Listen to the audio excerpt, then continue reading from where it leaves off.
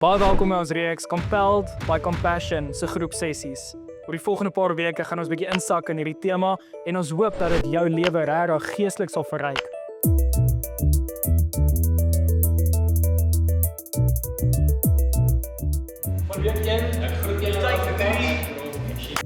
Kom ons begin met een eenvoudige vraag. As compassion uit ons lewens na ander toe vloei, waar begin dit? Meeste van ons dink dit begin deur om harder te probeer of meer vriendelik te wees of eintlik maar self meer geduldig te wees. Maar compassion begin nie by harder probeer of om meer te doen. Dit begin by ons wat dieper gaan met God. Want ons kan nie gee wat ons nog nie self ontvang het in ons eie lewens nie. En dit is so waar. God se liefde word nie verdien nie. Dit word ontvang en as ons nie as God se seuns en dogters ontvang nie, dan gaan ons soos werkers of slawe optree. Ons sien dit juis in Lukas 15. Jesus vertel 'n storie van hierdie twee seuns waar die jongste seun sê, "Gee vir my deel."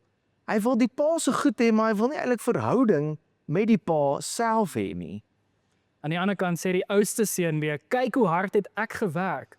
Hy lê klem op alles wat hy gedoen het en dat hy by die huis gebly het. Maar hy het soos 'n werknemer gedink en nie soos 'n kind van die pa nie. Daar was 'n verskillende gedrag tussen die seuns, maar dit was dieselfde probleem. Albei het die pa se hart totaal en al misverstaan. En dan sien ons in daai storie 'n draaipunt. Die jongste seun na sy sinne eintlik gekom het en terwyl hy nog ver weg was, op pad terug huis toe, sien sy pa hom en sy pa het na hom toe gehardloop. En ons beleef in hierdie oomblik die pa se hart, 'n hart wat hardloop en omhels. Hy herstel sy identiteit nog voordat die seun kan terugbetaal of verduidelik wat aangaan. Jy sien, dis waar compassion begin. Ons sien dan in 2 Korintiërs 1 dat God is die vader van compassion. Compassion is nie iets wat God net nou en dan doen soos wat hy lus het nie. Dit is wie hy is. Maar daar kort te skuif in ons gedagtes en in ons optrede. Ons word nie genees deur vrees of dade nie. Ons word genees deur die nabyheid aan sy liefde. Selfgesentreerdheid en vrees is soos 'n emmer. Dit hou vas en dit berg op. Mens sien compassion is soos 'n pyp. Dit vloei, dit is altyd nuut, dis vrygewig.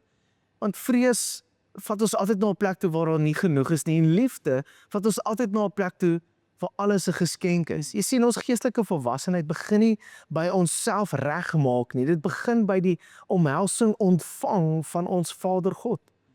Om te ontvang beteken ek is liefgehê voordat ek presteer. Ek is omhels voordat ek moet verbeter. Ek behoort voordat ek moet optree. So wanneer ons regtig ontvang, dan sien ons dat skaamte verloor sy hou vas en vrees verloor sy stem. En daarna sal compassion natuurlik vanuit ons vloei. So met dit wat ons nou net bespreek het, hier is vir jou 2 vrae waar jy in jou klein groep nou verder kan gesels. Die eerste, na watter seun neig jy die meeste of meer natuurlik? Die seun wat gerebelleer het of die seun wat net so fokus op sy prestasie? En dan die laaste een, op wat sou jy hierdie week prakties fokus en te verander as jy regtig geglo het dat God se eerste reaksie is 'n omhelsing waar hy jou nader wil bring en nie regstelling waar hy net wil wegstoot nie.